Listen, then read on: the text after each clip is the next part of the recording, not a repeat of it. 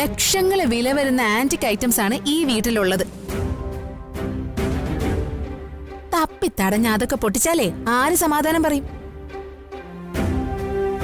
അതുകൊണ്ട് മോളെ പാർവതി, നീ ഇയാളെ എവിടെയെങ്കിലും കൊണ്ടുപോയി കെട്ടിയിടാൻ നോക്ക്.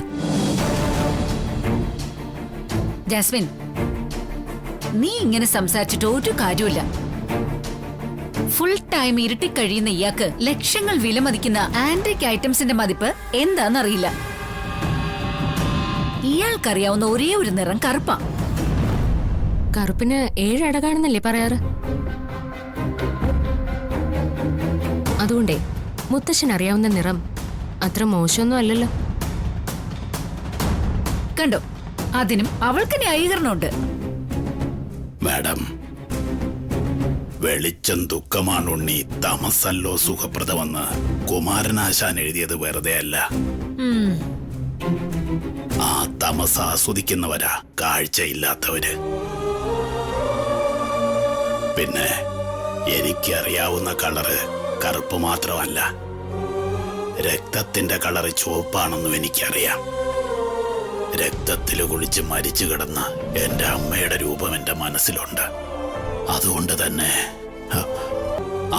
തന്നെ എനിക്ക് രക്തത്തിന്റെ നിറം നന്നായി അറിയാം. മുത്തശ്ശന്റെ അമ്മ എങ്ങനെയാ മരിച്ചത്? അപകട മരണമായിരുന്നോ? ആ മതി മതി മതി, നിങ്ങളുടെ ഫ്ലാഷ് ബാക്ക് കേൾക്കാനൊന്നും ഞങ്ങൾക്ക് ടൈമില്ല. അല്ല, ഞാനൊന്ന് ചോദിച്ചോട്ടെ, അന്ധനായ നിങ്ങൾക്ക് എങ്ങനെയാ രക്തത്തിന്റെ നിറം ചുവപ്പാണെന്ന് അറിയുന്നേ?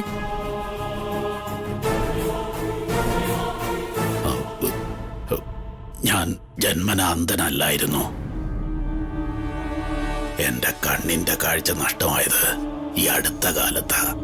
ഈ അടുത്ത കാലത്തോ? എങ്ങനെയാ നിങ്ങളുടെ കണ്ണിന്റെ കാഴ്ച പോയത്? ഇടി, ആരെങ്കിലും ഇയാളുടെ കണ്ണ് കുത്തിപ്പിടിച്ചിട്ടുണ്ടാവും. അയാളിപ്പോ അടുത്ത ഫ്ലാഷ് ബാക്ക് തുടങ്ങും. നിനക്ക് വേറെ പണിയൊന്നുമില്ല ജാസ്മിൻ.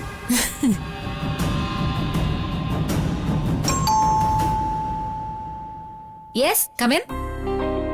മാഡം, ഒരു കൊറിയർ ഉണ്ട്.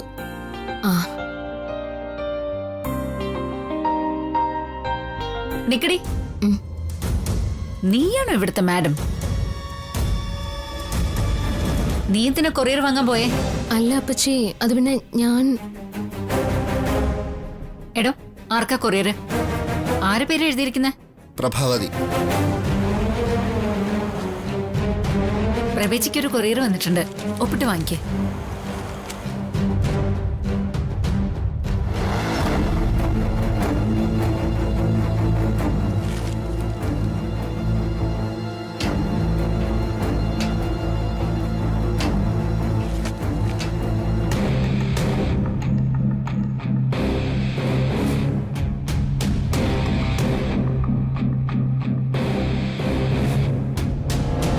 എന്താ ചേച്ചി? കൊറിയറാ അമ്മയ്ക്ക്. പൊട്ടിക്കാൻഡി, അതിനുള്ളിൽ എന്താന്ന് അറിയാലോ. പ്രതാപ, ആ സിസേഴ്സിങ് എടുത്തേ.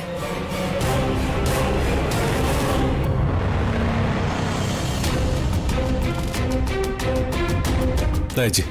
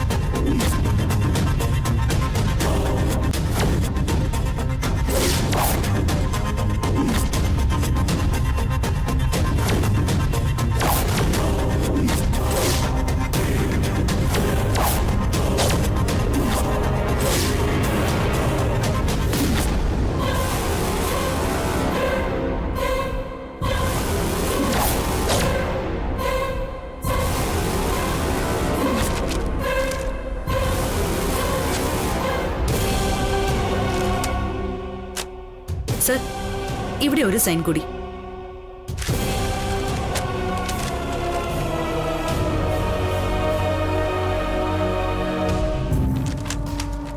Prabhavati, sir.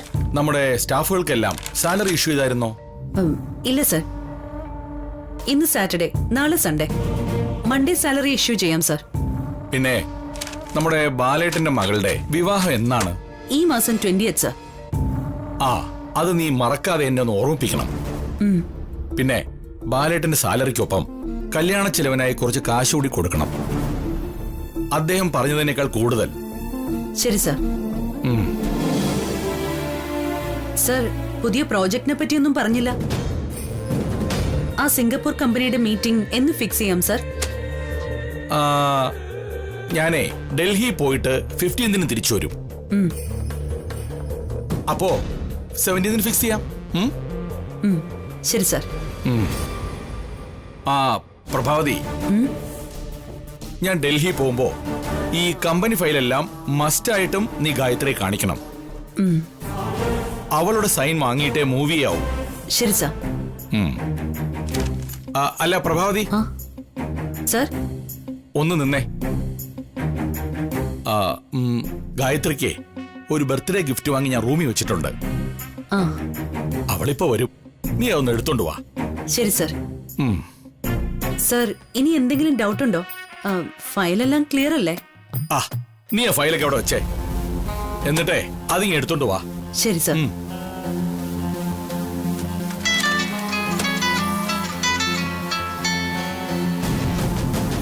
Yes, Gopinath here. എന്തായിരിക്കും ഗോപിനാഥ് ഗായത്രിക്ക് വാങ്ങിയ ഗിഫ്റ്റ്?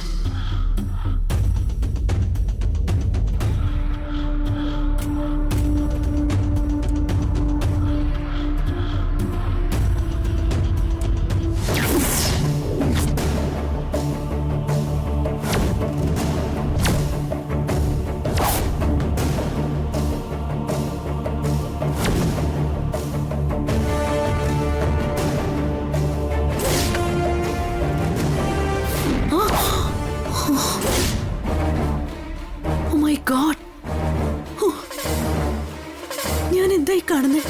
സ്വർണ്ണവളകളോ? ഇത് എത്ര പവൻ കാണും? ഗായത്രിയുടെ ഒരു ഭാഗ്യമേ. ഇതുപോലത്തെ സ്വർണ്ണവളകള് എനിക്ക് ജന്മത്ത് വാങ്ങാൻ കഴിയോ? ഗായത്രിയെ പോലൊരു ഭാഗ്യവതിയെ ഞാൻ വേറെ കണ്ടിട്ടില്ല. ഈ വളകളൊന്ന് ഇട്ട് നോക്കാം, എന്റെ കൈക്ക് ചേരുമെന്നറിയണമല്ലോ.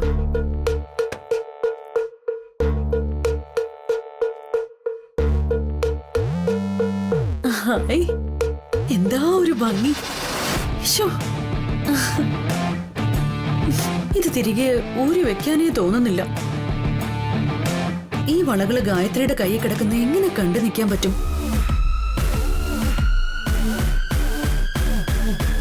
ഇതിന്ന് ഒരെണ്ണം എടുത്ത് അടിച്ചു മാറ്റിയാലോ? ആരറിയാനാ? ആര് കണ്ടുപിടിക്കാൻ പോന്നു? അഥവാ ആരെങ്കിലും കണ്ടുപിടിച്ച ആരുടെയെങ്കിലും തലയിൽ ആ കുറ്റം ചാരിയിട്ട് തടി തപ്പാം.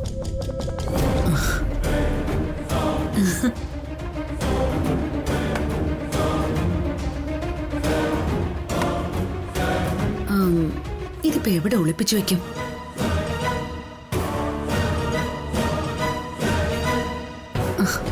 ആ ഫയല് കയ്യിലുണ്ടായിരുന്നെങ്കിൽ അതിനകത്ത് വെക്കായിരുന്നു.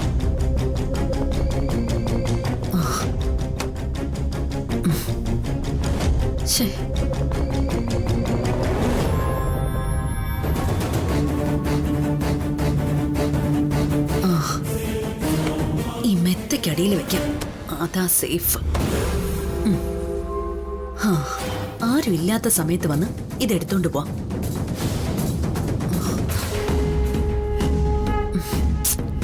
ഇവിടെ വെച്ചാ ശരിയാവില്ല. പെട്ടെന്ന് ആരെങ്കിലും കണ്ടുപിടിച്ചാലോ? ഈ ബെഡിന്റെ മൂലയ്ക്ക് വെക്കാം.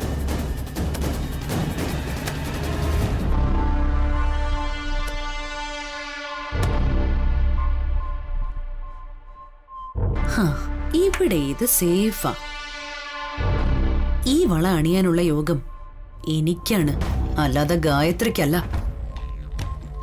ആ ഇനി ഇപ്പൊ വരുന്നിടത്ത് വെച്ച് കാണാം.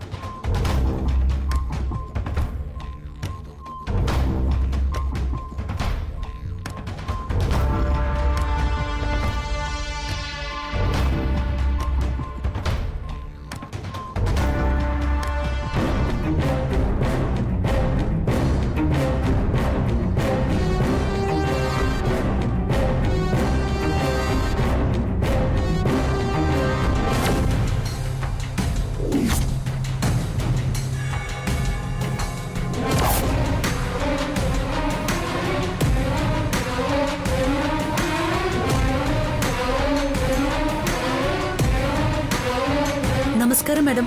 നമസ്കാരം. സർ.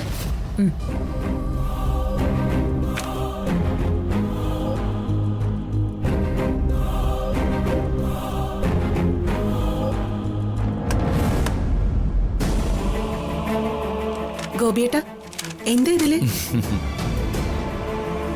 പ്ലീസ് ഇതൊന്ന് ഓപ്പൺ ആക്ക്. രാഘാലം നോക്കാനൊന്നും നിൽക്കണ്ട സാറേ. ഗായത്രി മാഡം പറയുന്നത് പോലെ സസ്പെൻസ് ഇടാതൊന്ന് വേഗം തുറക്ക് സർ. എനിക്കും ഇതിനുള്ളിൽ എന്താണെന്നറിയാൻ ധൃതിയായി. ഓപ്പണാക്കാം. ബഹളമൊന്നും വേണ്ട.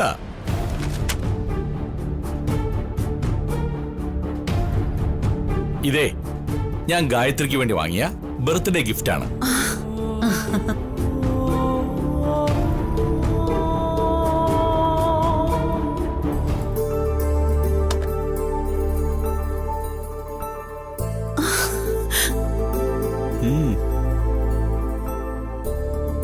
വാവ്, സൂപ്പർ, ബ്യൂട്ടിഫുൾ. പക്ഷെ സർ, ഇതിലൊരു വളയല്ലേ ഉള്ളൂ. വാങ്ങുമ്പോ ഒരു ജോഡിയായിട്ട് വാങ്ങണ്ടേ സർ? എങ്കിലല്ലേ ഗായത്രി മാഡത്തിന്റെ കൈ കിടക്കുമ്പോ ഒരു ഗമയുള്ളൂ. ആ അല്ലെങ്കിലും പുരുഷന്മാർക്ക് പർച്ചേസ് ചെയ്യാൻ അറിയില്ല അല്ലേ മാഡം? പ്രഭാവതി പറഞ്ഞത് നേരാ. അല്ലെങ്കിലും ഗോപിയേട്ടൻ ഇതൊന്നും അറിയില്ല.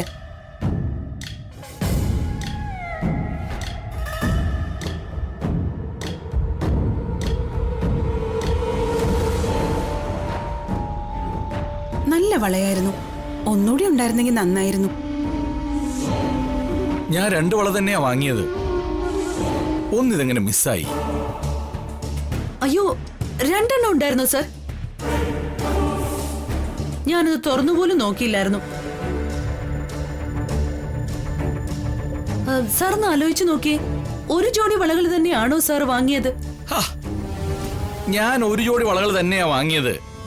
ഞാനല്ലേ ഇതെന്റെ റൂമിൽ കൊണ്ടുവച്ചത്. അയ്യോ, പിന്നെ അത് അവിടുന്ന് ആവിയായി പോയോ സാറേ? സാറിന്റെ ഓർമ്മശക്തിയുടെ കുഴപ്പമാ, അല്ലെങ്കിൽ കടക്കാർ സാറിനെ പറ്റിച്ചതാ. വെഡിത്തം പറയല്ലേ പ്രതാപ. വിവരക്കേടിന് ഒരു ലിമിറ്റുണ്ട്. അമ്മയുടെ കാലം മുതലേ ആ കടയിൽ നിന്നാ സ്വർണം വാങ്ങുന്നത്. അവരൊരിക്കലും പറ്റിക്കില്ല. പ്രഭാവതിയല്ലേ വളയെടുക്കാൻ പോയത്. അപ്പൊ അത് മിസ്സായതില് എന്തുകൊണ്ടും പ്രഭാവതിയെ സംശയിക്കാം. അയ്യോ മാഡം, അപ്പോ ആ വള ഞാൻ എടുത്തു എന്നാണോ മിസ്റ്റർ ശേഖർ പറഞ്ഞു വരുന്നത്?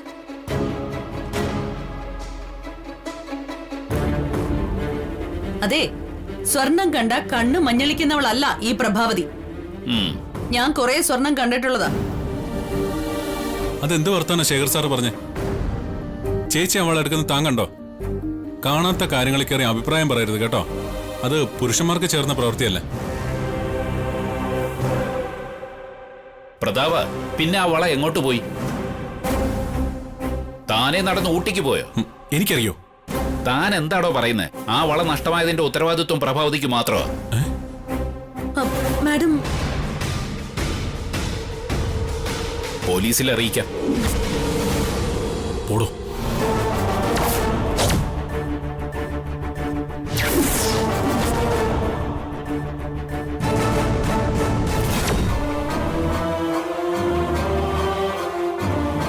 ശേഖര, പ്രഭാവതിയെ സംശയിക്കുന്നതിന് മുമ്പ് നീ അതൊന്ന് നോക്കിയേ. അതെ, വെറുതെ ഒരു തർക്കം വേണ്ട. ശേഖർ പോയി നോക്കൂ.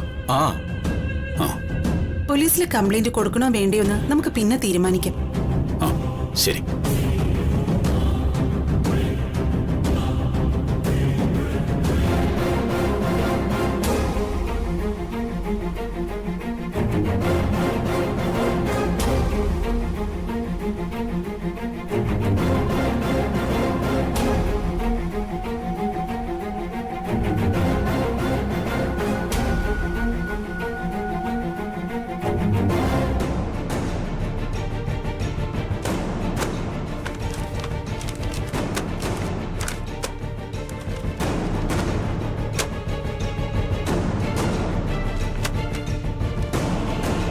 ശേഖർ കണ്ടുപിടിക്കുന്നതിന് മുമ്പ് എനിക്കത് കണ്ടുപിടിക്കാൻ കഴിഞ്ഞെങ്കിൽ അവൻ അറിയാതെ അടിച്ചു മാറ്റി പോക്കറ്റ് ഇടായിരുന്നു.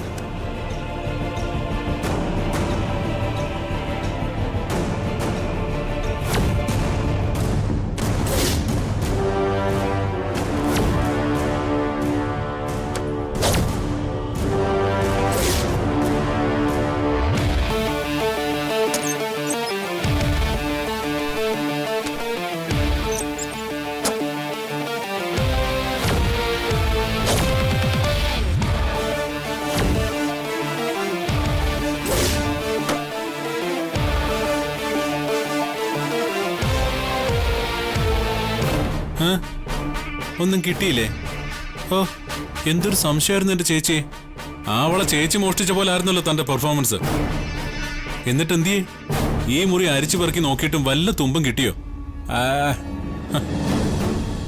ഡോ പോവല്ലേ, നിക്ക്. ഇനിയിപ്പോ ഇവിടെ ബാക്കിയുള്ളത് ബെഡ് നോക്കിയായിരുന്നോ? ഇതുകൊണ്ട് നോക്കിയേക്ക്, തന്നെ സംശയം തീരട്ടെ.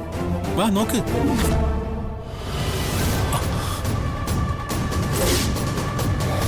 നോക്ക്.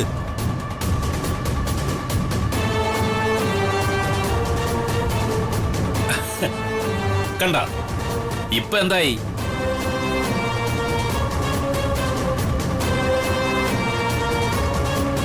വല്ല കാര്യം ഉണ്ടായിരുന്നു. അന്നേരം അങ്ങ് പോയാൽ മതിയായിരുന്നു. എന്നിട്ട് അവനെ വിളിച്ചു വരുത്തി കാണിച്ചു കൊടുത്തേക്കുന്നു.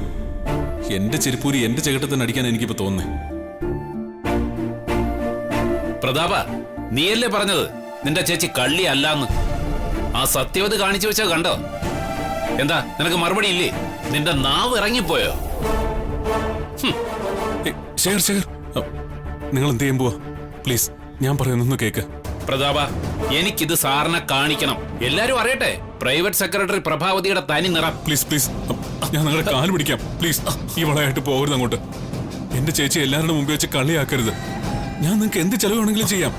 നിന്റെ മുക്കാചക്രത്തിന്റെ ചെലവിൽ മയങ്ങുന്നവനല്ല ഈ ശേഖർ. നിനക്കാള് മാറിപ്പോയി പ്രതാപ. മോറിക്ക്. എനിക്കിത് ഗോപിനാഥ് സാറിന്റെ കൈ കൊടുക്കണം. പ്ലീസ് ഡോ നിന്നേ. താനിത് കൊണ്ടു കൊടുത്ത് കൈയ്യടി വാങ്ങിച്ചോ. പക്ഷേ അവിടെ വെച്ച് എനിക്ക് ചില സത്യങ്ങൾ പറയേണ്ടി വരും. നീ എന്ത് സത്യമാടാ പറയാൻ പോകുന്നേ? നീ എന്ത് പറഞ്ഞാലും ഞാൻ ഗോപിനാഥ് സാറിന്റെ കൈ കൊടുക്കും. നിങ്ങൾ എന്റെ അളിയനാണെന്നുള്ള സത്യം ഞാൻ പറയും.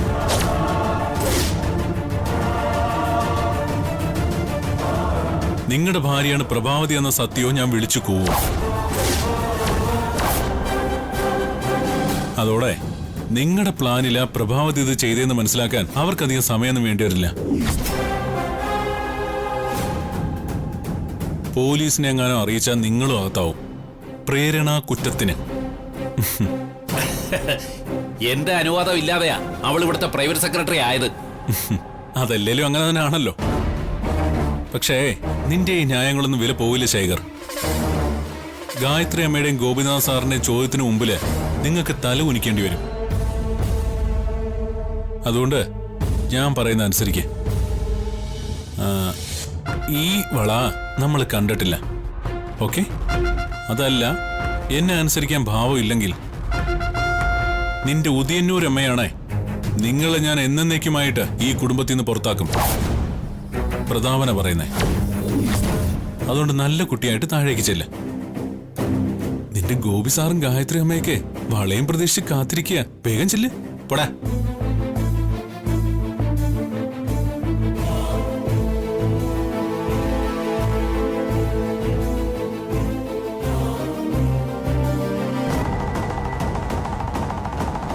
ഇതെൻ്റെ ഇരിക്കട്ടെ.